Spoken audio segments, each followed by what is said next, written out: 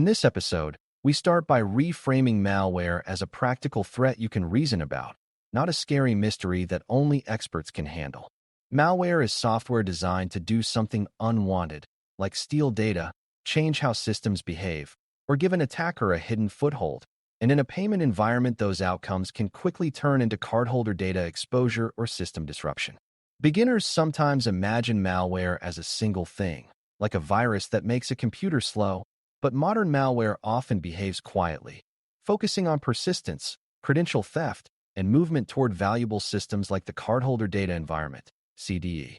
The phrase "before impact" matters because waiting until malware causes visible damage is too late for payment security.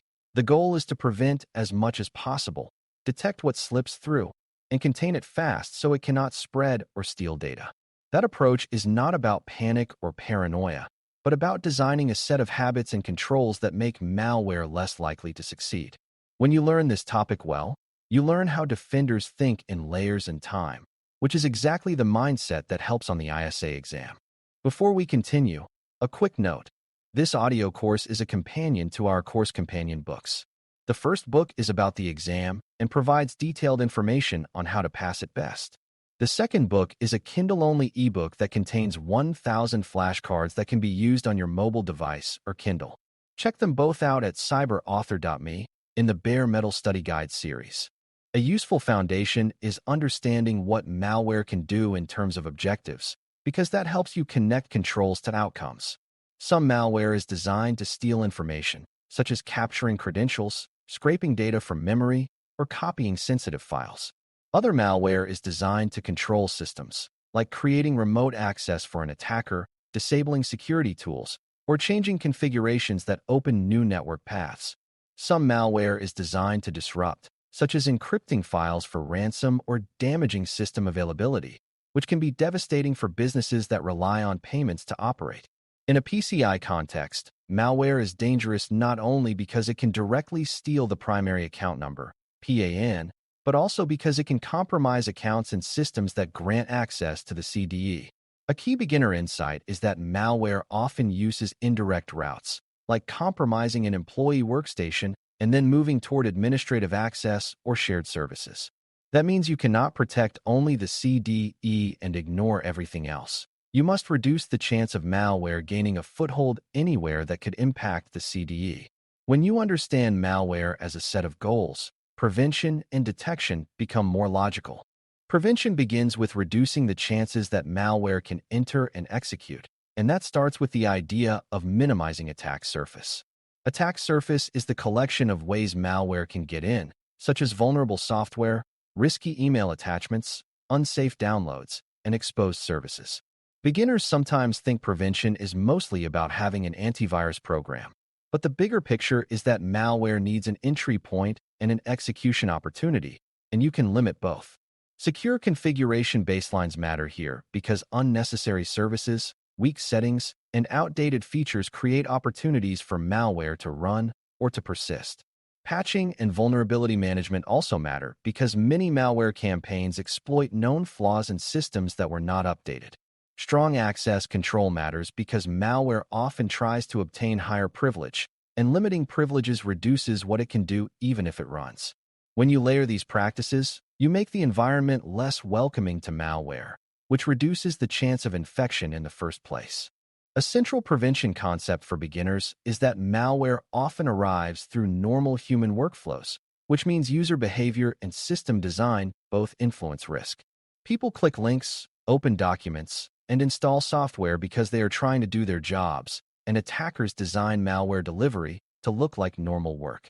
This is why least privilege and least functionality are protective, because they reduce what a user account and a user system can do if something malicious is executed. It is also why training and clear policies matter, because people make safer choices when they understand what risky behavior looks like and when the environment supports safer defaults. However, you should not rely only on training because even careful people make mistakes, especially when they are rushed. A stronger design assumes that mistakes will happen and tries to ensure mistakes do not immediately become infections that can reach critical systems. When you treat prevention as both human and technical, you avoid the beginner trap of blaming users while leaving the environment fragile. Another prevention layer is controlling what software is allowed to run, which is often called application control or allow listing in general terms. The concept is simple. If only approved applications can run, malware has a harder time executing because unknown programs are blocked.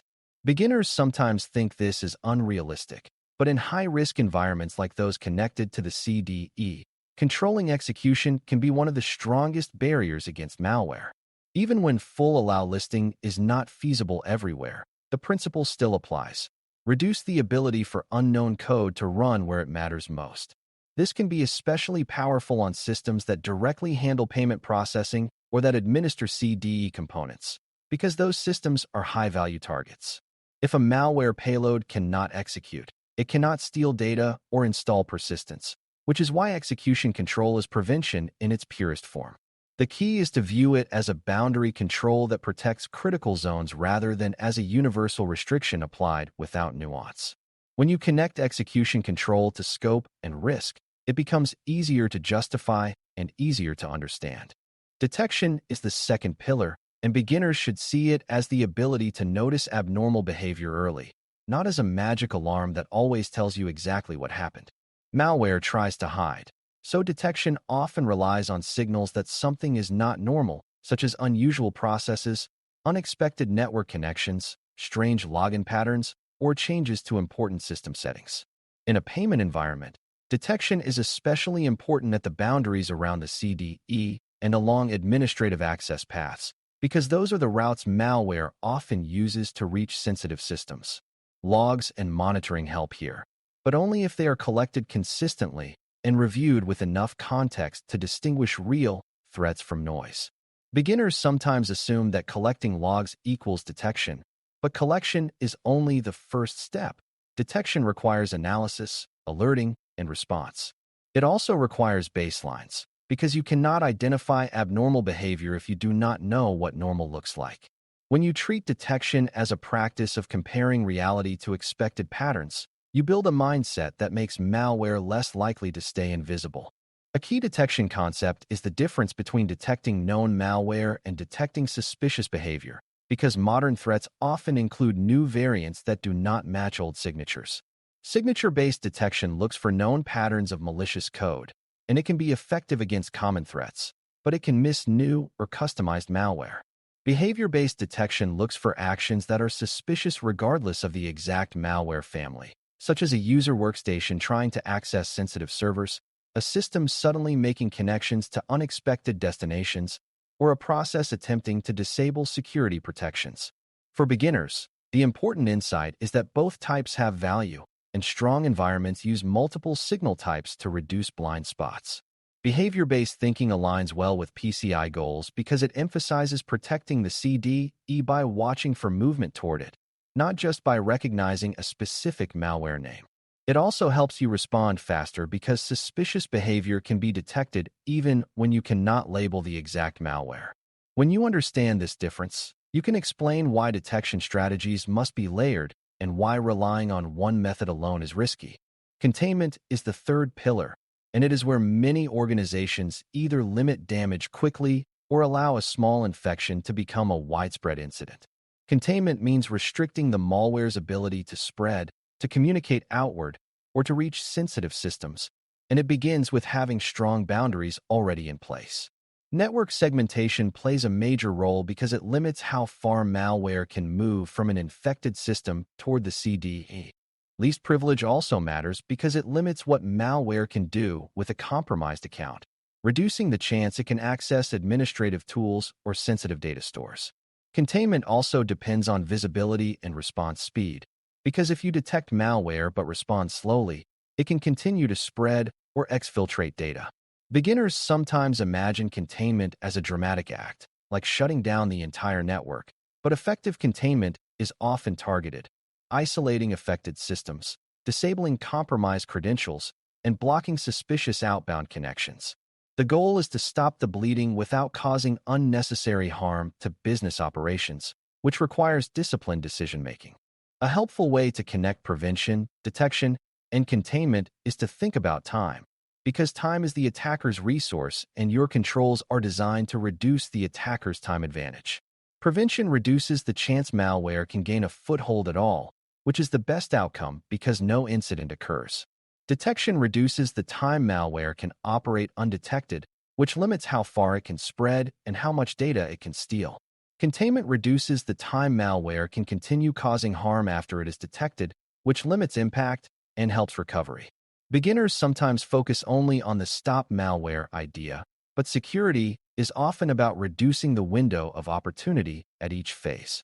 In a PCI environment, shorter windows are especially important because cardholder data exposure can happen quickly and at scale. When you design your controls with time in mind, you naturally prioritize things like rapid alerting, clear response procedures, and strong network boundaries. This time-based perspective also helps you answer exam questions that ask what action most reduces risk, because reducing attacker time often equals reducing impact. Another important beginner concept is that malware does not only target endpoints, like laptops and desktops, and understanding this broadens your protection strategy. Malware can target servers, network devices, and even the tools used to manage and monitor environments, because those tools often have high privilege and broad visibility. If monitoring systems are compromised, attackers can hide their actions, and if identity systems are compromised, attackers can impersonate legitimate users. This is why configuration baselines, access controls, and monitoring must cover not just user devices, but also the infrastructure that supports the CDE. In payment environments, systems that manage logs, manage backups, or provide remote administration can be high-impact targets even if they do not store the primary account number, PAN, directly. Beginners sometimes feel safer by focusing only on the obvious systems, but attackers prefer less obvious targets that offer powerful access. When you include management and supporting systems in your malware defense thinking, your strategy becomes closer to how real threats behave. Service provider relationships also influence malware risk, because providers can introduce additional access paths and dependencies that malware can exploit. A managed support vendor might have remote access into systems that influence the CDE, and if the provider's credentials are compromised, malware can reach sensitive areas without ever infecting a local employee device. A hosting provider might manage infrastructure layers, and a compromise at that layer could affect multiple systems at once. Shared responsibility means you must understand which parties operate which controls, how they detect malware on their side, and how quickly they notify you if something suspicious occurs. Beginners sometimes assume that outsourcing makes malware less likely, but outsourcing changes the risk and increases the importance of governance and evidence. A strong approach treats provider seams as part of the threat model and ensures that access is limited, monitored, and reviewed. When you connect malware defense to provider governance, you reduce the chance that a third-party pathway becomes an unnoticed route into your environment. It is also worth addressing a common misconception that malware defense is purely a technical issue, because the operational side is what determines whether defense actually works. Detection is only valuable if someone responds, and response is only effective if roles, authority, and procedures are clear. If a team sees an alert but does not know whether they are allowed to isolate a system, the response may be delayed while approvals are sought, giving malware more time to act. If logs are collected but not reviewed, detection becomes passive rather than active. If controls exist but are not maintained, such as baselines drifting or patches being delayed, prevention weakens quietly. Beginners sometimes focus on purchasing solutions rather than building habits, but habits and processes are what keep defenses consistent in real environments. A mature malware defense program includes clear ownership, reliable monitoring routines, and practiced containment steps that can be executed under stress. This operational clarity is a form of security because it reduces confusion when minutes matter. Finally, malware defense is strengthened when you connect it back to data flow and scope, because malware is most dangerous when it can reach the pathways where sensitive data travels or where sensitive systems are managed.